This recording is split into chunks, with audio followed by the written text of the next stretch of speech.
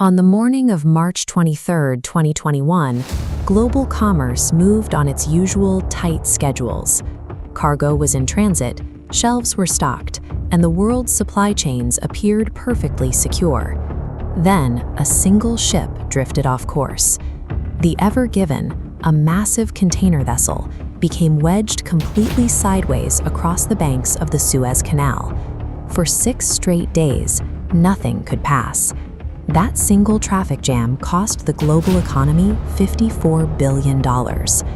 Nuclear weapons project force, but a superpower's dominance is anchored in 14 specific maritime choke points. If a regional power blocked these paths, global commerce would stop breathing. Within days, gas pumps would dry up, grocery shelves would empty, and critical medical supplies would vanish. We tend to measure a nation's strength by its standing armies, but the real vulnerability of human civilization is our absolute reliance on a few miles of unguarded ocean. Look at the map of the Middle East. Beneath the sand is the largest energy reserve on the planet, but getting that oil to the rest of the world requires navigating some of the tightest bottlenecks on Earth. The Strait of Hormuz is a channel between Iran and Oman that is only 33 kilometers wide at its narrowest point. Yet roughly 30% of the world's daily oil supply is forced through this tiny gap. Further south is the Bab el-Mandeb. Its name translates from Arabic to the Gate of Tears. Trapped directly between Yemen and the Horn of Africa, this passage dictates access to the Red Sea. Recently, Houthi rebel attacks on commercial vessels here have turned a routine shipping lane into a high-risk combat zone. When ships can't risk the Gate of Tears, they are forced into a massive detour. They have to travel all the way down the coast of Africa and navigate the brutal waters of the Cape of Good Hope. This bypass adds weeks of travel time and burns millions of dollars in extra fuel per voyage. That added cost gets passed directly onto the price tag of every imported good, turning a localized skirmish in the Red Sea into a sudden spike in inflation for a family buying groceries in London or Tokyo. Moving up into Europe, we find a different kind of geographic hostage situation. The Bosporus and Dardanelles Straits cut right through the middle of Istanbul. Under international law, Turkey has the authority to stop or permit any vessel attempting to move between the Black Sea and the Mediterranean. This creates a massive problem for Russia. Despite having the largest landmass on Earth and thousands of miles of coastline, its northern ocean access rapidly freezes over for the majority of the year, trapping ships in solid ice. The Black Sea is Russia's only dependable, year-round path to open water. Without it, their naval fleet is grounded, and their international maritime trade economy flatlines. They are entirely dependent on those Turkish waterways remaining open.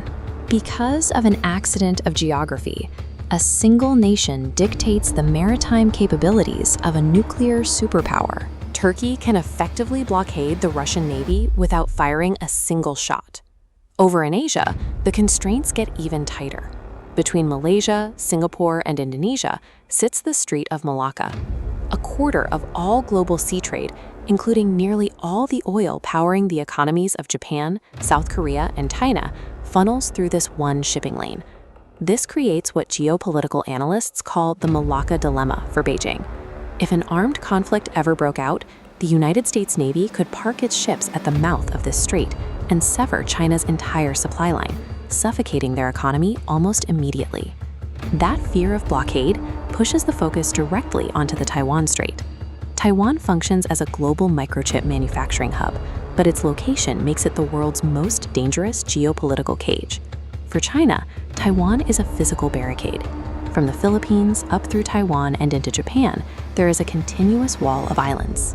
The waters behind this wall are too shallow for nuclear submarines to operate stealthily. Taking control of Taiwan would grant the Chinese Navy direct access to the deep waters of the Pacific Ocean. The escalating tension there is ultimately a struggle to break out of a geographic maritime prison. If these 14 distinct doors dictate global survival, which nation actually occupies the ground needed to control them? Look at the map again. Through direct military bases, strategic alliances, or naval patrols, the United States maintains an active presence at 10 of these 14 maritime choke points. That presence is enforced by a fleet of nuclear-powered aircraft carriers. Each one is essentially a floating airbase capable of projecting force anywhere in the ocean within hours. The United States even possesses its own custom-built transit hub. The Panama Canal utilizes a complex system of locks to physically lift ships over the mountains of Central America.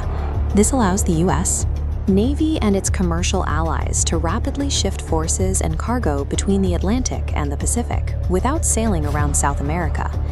America doesn't need to physically occupy foreign capital cities to maintain its geopolitical edge. It just has to sit at the physical bottlenecks of international trade. But geography isn't perfectly static. As global temperatures rise, the polar ice caps are melting, opening entirely new, previously impossible passages for maritime trade. Between the edge of Alaska and the tip of Russia sits the Bering Strait. Right now, this icy gap is too treacherous for heavy commercial use. But as the ice clears, it is positioned to become a direct shortcut connecting Asia with North America and Europe. Both Washington and Moscow are already preparing to secure it. The exact shapes of our coastlines might change, but the map of global trade will always be defined by those who occupy the narrowest points of transit. Dominating these entries means governing the movement of civilization itself.